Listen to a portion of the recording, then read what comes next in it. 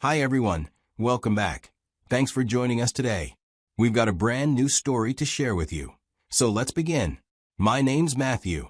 This story is about the moment I realized I had to draw a clear line in my relationship.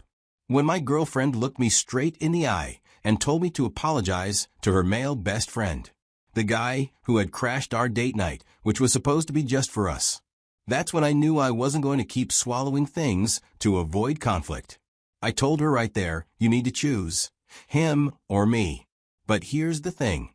You can't really understand why that one moment pushed me over the edge unless you know what led up to it. It started from the very beginning of the relationship. So before we get to the end, let me take you back to where it all began. Because that part plays a big role in everything. Back then, I met my girlfriend, Jasmine, during a quiet phase of my life. We met through a mutual friend at a party. We started talking more after that, and it didn't take long before we were spending weekends together.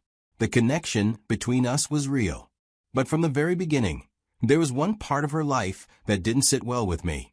She had a male best friend, Alan. Now, let me be clear. I'm not the jealous type. But the way Jasmine talked about Alan made me feel uneasy. She'd mention him in casual conversations, like Alan and I watched that movie together. Or Alan gave me advice about this. At first, I told myself not to overthink it, so I stayed quiet. But the more I learned about their connection, the more it bothered me.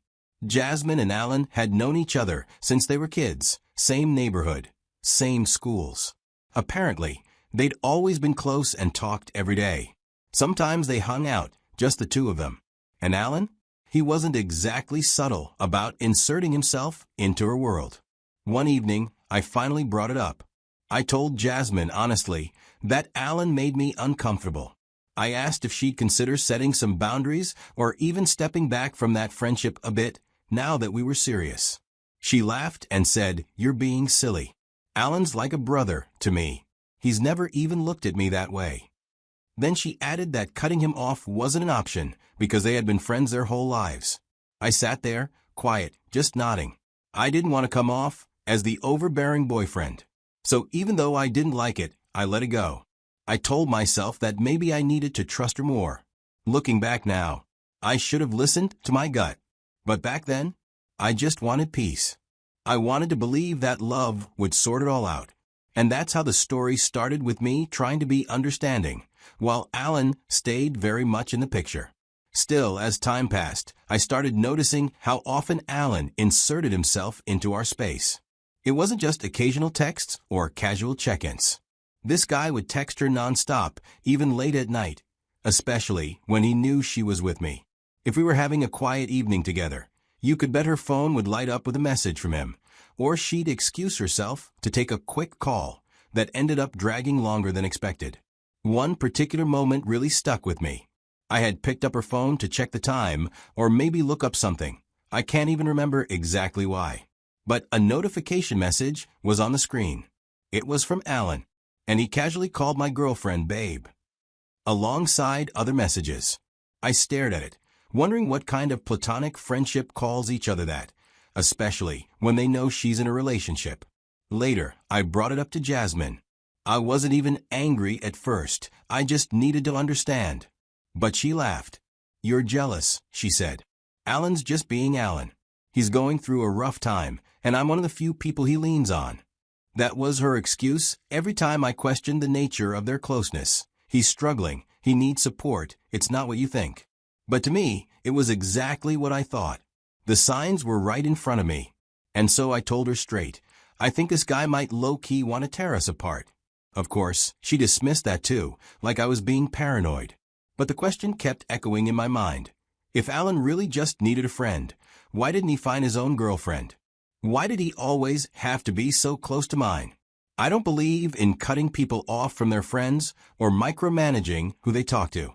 But the tension was building inside me. So I chose to play it cool, to avoid unnecessary conflict. But deep down I knew I was just delaying the inevitable. So here's where things started to get really frustrating for me.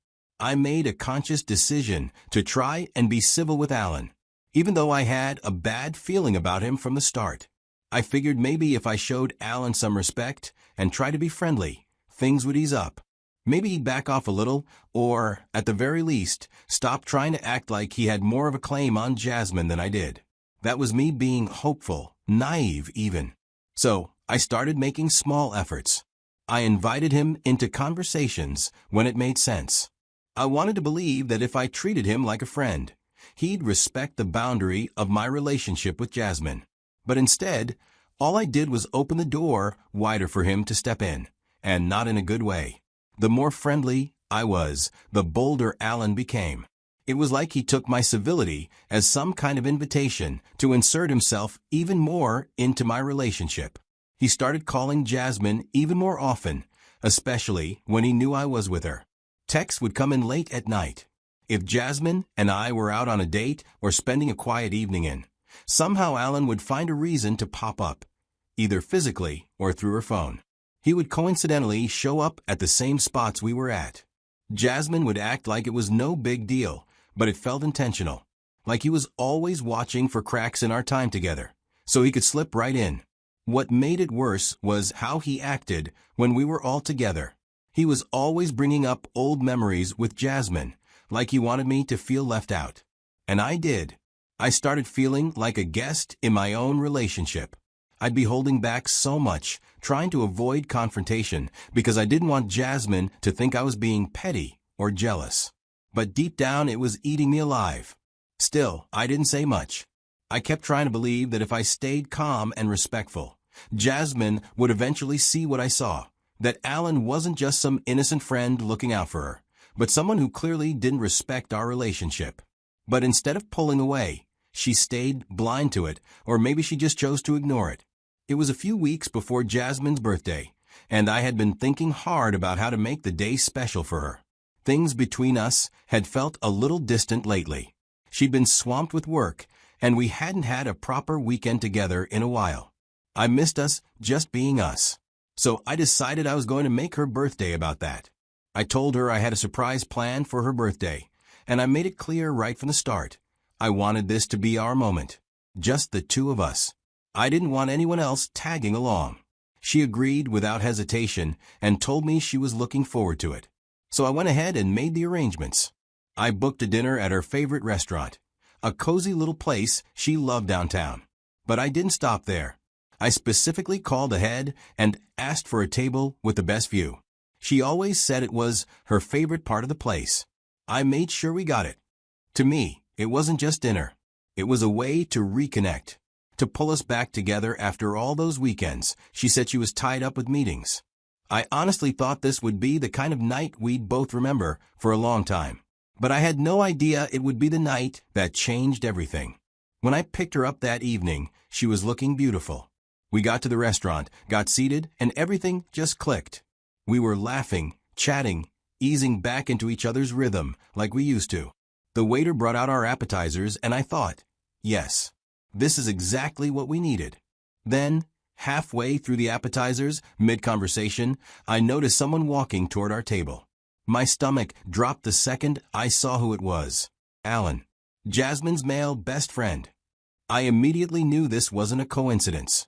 He wasn't just happening to be at the same restaurant. This wasn't one of those random bump-ins you just laugh off. Still, I held on to a shred of hope that maybe he was just going to say a quick hello and be on his way. I looked at her, waiting for her to tell him, politely, that tonight was meant to be just the two of us. But she didn't. But instead, Jasmine pulled up an empty chair beside her and said, "Sit with us." She noticed the anger slowly rising on my face, and she smiled. Then she leaned in and casually said, "I asked him to come around since he was free." Like that explained everything. I couldn't believe what I was hearing. This wasn't just poor judgment. This was flat-out disrespect. The moment she said that, the entire night shifted. Alan stayed for the whole meal. He talked over me whenever I tried to speak. He'd cut me off like I wasn't even there. He'd make these little jokes that were clearly digs at me, and Jasmine would laugh. I sat there, fork in hand, nodding, pretending to be calm. But on the inside, I was boiling. I didn't say much. I felt like a guest at my own girlfriend's birthday dinner. Like I was tagging along while she and her real favorite person caught up. And still, She didn't see anything wrong with what was happening. After dinner, things were quiet, but not in a peaceful way. Jasmine and I walked to the car. Alan, of course, didn't come with us. He went his own way. As we got close to the car, I couldn't hold it in any longer. I turned to her and asked, "Why did you invite him to our date night?" I needed an answer. She didn't even seem surprised by the question. "He's my best friend," she said flatly. "He just wanted to join." Then she went a step further and accused me of being rude to Alan all night. That one hit me like a slap. I sat through that entire dinner in silence while he dominated the conversation and interrupted me. And now I was the bad guy? I told her as calmly as I could. "He disrespected our time, and you let him." She stared at me and said the one thing that completely shattered me. "You should apologize to him. You made things awkward." For a moment, I didn't even respond. I turned to her and said, "I'm done pretending this is okay. You need to choose him or me." That was the final spark.